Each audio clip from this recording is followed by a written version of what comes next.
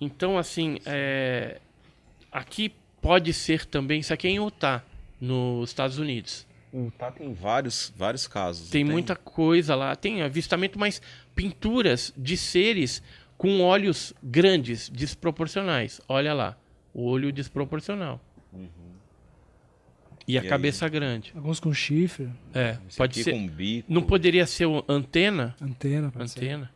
Deixa eu te falar aí. Eu escrevi um livro que é o Alienígenas no Passado do Brasil, que traz fã de alienígena do 14 casos de tripulantes. Tem um caso da primeira abdução no Brasil que aconteceu em 1931. 31. E o senhor, ele desenhou os abdutores dele. Você veja que tem um capacete com antena, tá vendo? Lembra ele mesmo. Aí, mais pra frente aqui, eu fiz um comparativo de casos. O caso de 1931, um caso de 69 que foi investigado pela Aeronáutica em Pirassununga, que é o caso do Thiago Machado, e um caso na Serra das Mesas durante a Operação Prato, que aconteceu lá no Pará, em 77. Então você lembra o que... O Pará ficou bem famosa, né? Ficou. O pessoal lá do chupa-chupa lá, aquela coisa toda. Então você veja que a roupa, né, a vestimenta do primeiro e do segundo aí é muito parecido. Você tem as listrinhas na manga, né? Só que um foi em Pirassununga, outro em Campinas, distante, pessoas Décadas diferentes. E aí você pega uma roupa espacial norte-americana. Nossa, lembra muito. Tem as mesmas ranhuras na manga, na bota. Olha só que coisa louca. Isso são relatos das pessoas que foram abduzidas. No caso, esse que foi abduzido foi o senhor José Florencio, esse velhinho aqui. Ó. Esse é o do Pará. Esse foi o de Campinas. Primeiro caso de abdução no Brasil. De 1931. Aí está eu com ele aqui, ó. E aqui a gente com um pesquisador de Campinas. Esse aqui é um espanhol, Pablo Villarrubia, também. E quando você conversou com esse senhor, ele te contou os detalhes? Estava lúcido ainda. Estava lúcido. Contou os detalhes. Ficou com uma espécie de doença desconhecida. Na pele. Como a mãe dele trabalhava no hospital lá de Campinas. Aí tentaram tratar do jeito que deu lá, depois sarou. Né? Mas... a mãe só acredita... ele, então. Quando pegaram ele, depois largaram mais à noite. E aí ele foi contar pros pais. Aí o pai deu uma surra nele. Ixi. Porque não acreditaram. Mas aí quando surgiu essas manchas com umas perebas nas costas, tudo, aí eles falaram, pô, aconteceu alguma coisa com o moleque mesmo. Porque não tem como ele inventar e ter essa reação, né, alérgica, sei lá o que era. E como ele descreveu para você a situação lá da abdução? Então, ele contou que foi levado para dentro, né, do objeto. Lá dentro ele viu umas partes da nave, viu os painéis, ele desenhou os painéis.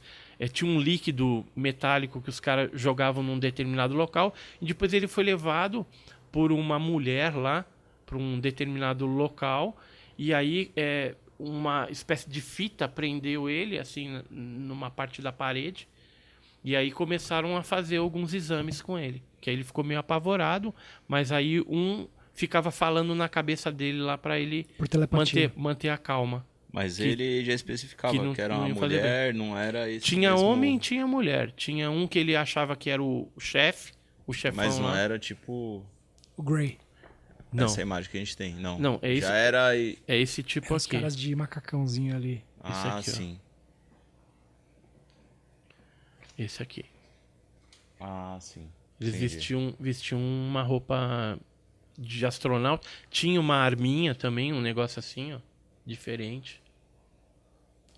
E ele fez vários detalhes, E ele né? era menino, novo. Era menino.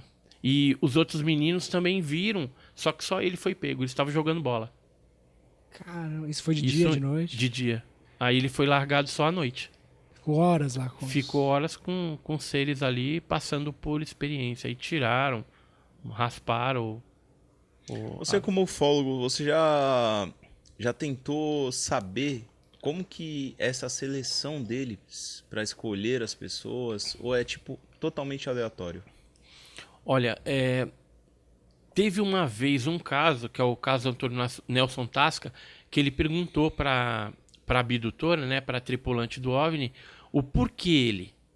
E ela respondeu porque ele tinha mente cósmica. Agora, que raio é esse negócio de mente cósmica, não sei. Tomara que eu não tenha. Talvez seja alguma prerrogativa, alguma coisa que a pessoa comunicar, telepatia. Então, não foi explicado para ele, foi falado só isso. Você queria ser abduzido, Edson, para conhecer, para ter contato? Lógico que iria, Edson. Lógico. Mas para voltar também. Não, né? Lógico que contanto que voltar. Então, assim, pelo que a gente vê dos outros casos, não é uma experiência tão boa, entendeu? Sério? Geralmente o pessoal volta... Meio sofrido. Traumatizado com algumas coisas. Umas marcas. Alguns ficam até loucos, entendeu? Se não tiver um acompanhamento psicológico depois, dependendo do que ela passa lá dentro, ela pode até desviar. Tem algumas que a gente até fala que geram uma síndrome do contatado, né? Que começa a inventar coisa depois. Vamos supor... Começa a ver coisa onde não tem. Começa a aumentar. Começa a aumentar, se sente... Isso é do ser humano. Privilegiado, O pescador é assim. Só que tem um fator comum que a gente já detectou em todos os casos. Depois que a pessoa volta, se ela tinha alguma aptidão com artes, aquilo aprimora. Ou se ela não tinha nenhuma aptidão com artes, ela vai aflorar. Então ela começa a desenhar, ou música, ou escultura. A gente instiga essa sensibilidade artística da pessoa. Começa a plantar coisas, ervas e chás e não sei o quê. Geralmente tem essa ligação. Eu já percebi em vários casos que você tem uma aptidão maior voltada para artes, mesmo que ela não tinha antes.